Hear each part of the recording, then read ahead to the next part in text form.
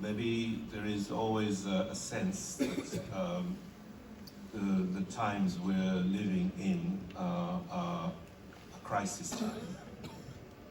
But, I mean, if you were to say the 1920s or the late 19th century, I mean, depending on where you were, it could easily also feel like a period of crisis. I'm sure it would have done if you were living in what ended up being the colonized world, or in parts of Africa, transformations that were taking place in the 1950s with the decolonization, you name it. So I'm not sure if we're living in exceptionally turbulent times. But in any case, speaking for myself only, I have always been conscious that what I want to write about, or what I do write about, is what I excuse me, what I see, what is in front of me, what I know. Now this doesn't have to be something that's actually taking place right now. It can also be reflection on the consequences of something that's taken place before. You're talking about the divided loyalties of the Sepoys. How do you say it? Sepoy, okay. You're talking about the divided loyalties of the Sepoy. In my last novel, Afterlives, I was all from the beginning interested in the conflict, the war as it happened. This is 1914-1918 war, as it happened in our part of the world, in what was then West Africa, or what is now Tanzania.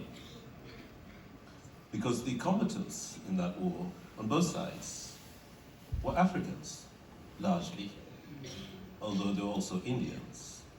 Indian battalions were brought in.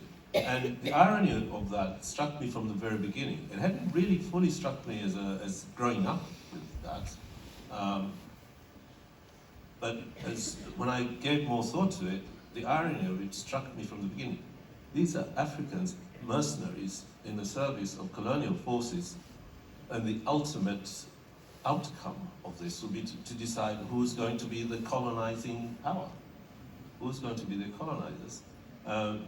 And thinking and worrying about what was the motivation for doing this. Why did people, and I'm also thinking about India, about the Gurkhas or whatever. Of course, there is an element of just economy involved, people wanting to be paid for doing so. But killing each other, that's a little bit steeper than doing something demeaning just because you need to live. So those must have felt like turbulent times. And since as a novelist, or speaking for myself again, as a novelist, I try to speak about things like that are in front of me, injustices, or these incomprehensible historical moments, these bewildering events that we're still not quite working out, or have been misrepresented.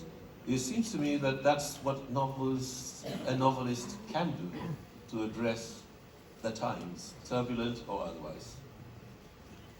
Yes, that's a good reminder. And Amitav, that the possibilities of the novel ahead. Yesterday